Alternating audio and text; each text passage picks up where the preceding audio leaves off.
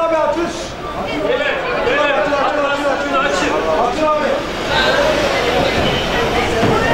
Açır. Tamam et, tamam.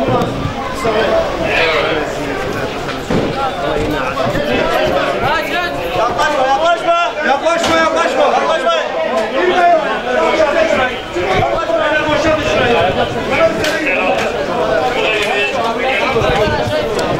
Çoktan. Bir şey yok.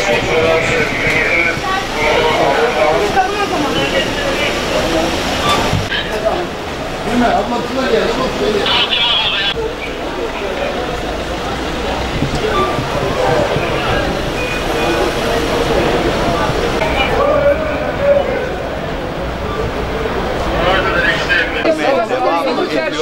İleri gidin. O yoğunlaştı. Yetkililer de burada incelemeleri yapıyor. Roket düştü şu anda patlayan. Bir de mühimmat olduğu söylenen bir yer var. 3 roket var gibi gözüküyor. 2 yaralımız var. Birisi hafif, birisiyle ilgili bilgi alacağız. Maddi hasar olarak? Maddi hasar var. Maddi hasar artık takılmıyoruz arkadaşlar. Şu anda bir savaştayız ve kilis dimdik duruyor. Ne yaparlarsa yapsınlar bu dimdik duruşumuzu bozamayacaklar. O terör örgütlerinin kökünü kazıyacak ordumuz. Bombanın düştüğünü diyor, işte bomba düştü. Nereye filan yere yani vatandaşa bir bilgi veren yok yani. Ama kimse halkı dimdik ayakta. Ya tamam, kimse halkı dimdik ayakta da millet korkuyor millet. Evet, kendi yaşantısından, kendi hayatından korkuyor millet. Tedirgin yani. Nereye nasıl düşeceğini, ama yetkililer buna bir önlem alsa iyi. Bana deseler arkadaş sen git bir güvenli bölgeye. Memleketi terk edin ve memleketi boşaldın. Çeker herkes derdine gider. Her gün bombanın altına yaşa milletin psikolojisi bozuldu. Çoluk.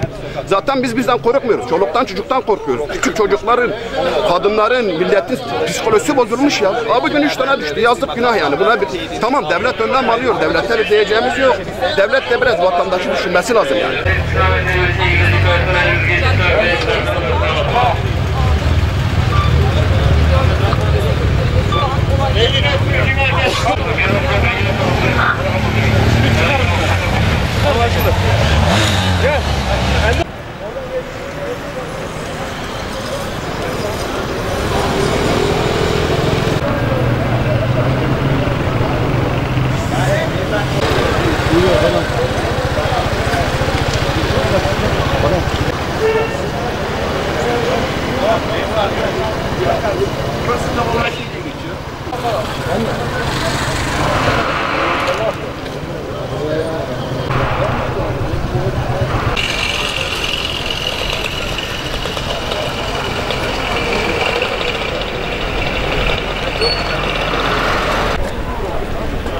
İnşallah baba, inşallah. Oldu. Tamam ya abi, sen biraz yardımcı ol bize de ya. Bize yardımcı ol, bak gelmiyor. Hastaneye kaldırmışlar. Yapma boşuna. Abi senin söylemen boş kalktı çocuğun anneler. Anne. Bacısı yanlarım da olmuyor. Sen olur mu evine ya? Anne yok yani.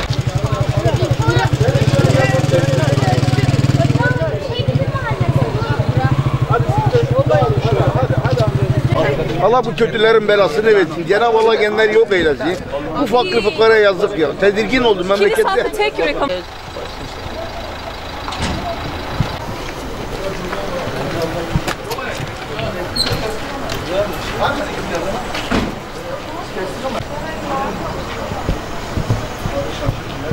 Hocam şu içinin üstü girdi ha.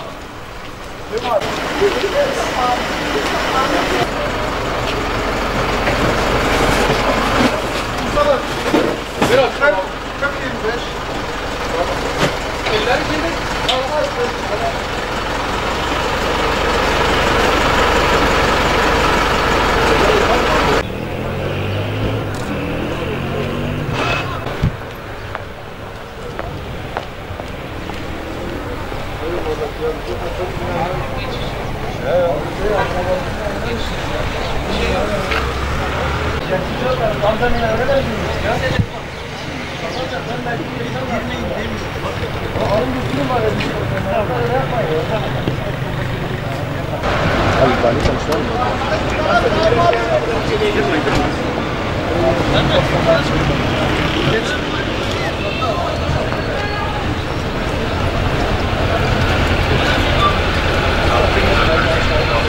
Geliyor.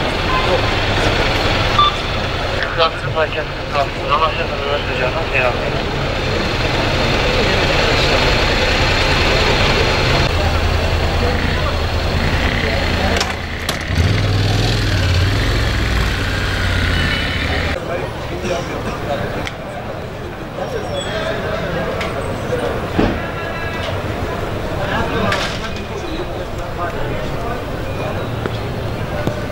Abi vali gel. Bak, vali geliyor, mikrofonunuz yok.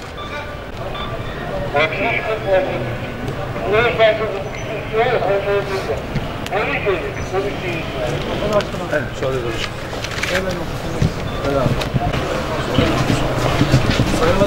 Geçmiş olsun.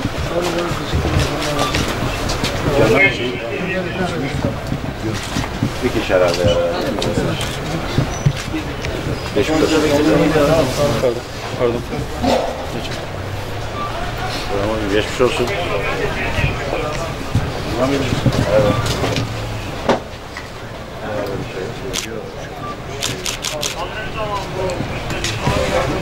Arkadaşlar, hayat tehlikesi olan bir tane yaralı. Roket 3 yere düştü söyleniyor, doğru mu? 3 tane yaralıdan bahsediliyor değil mi? 2 hafif yaralı. Bir yaralımızın hayat tehlikesi var. Diğer ikisi tozdan veya işte gürültüden kaynaklı şok etkisiyle olan şeyler. Bir tanesinin durumu. Geçmiş olsun efendim.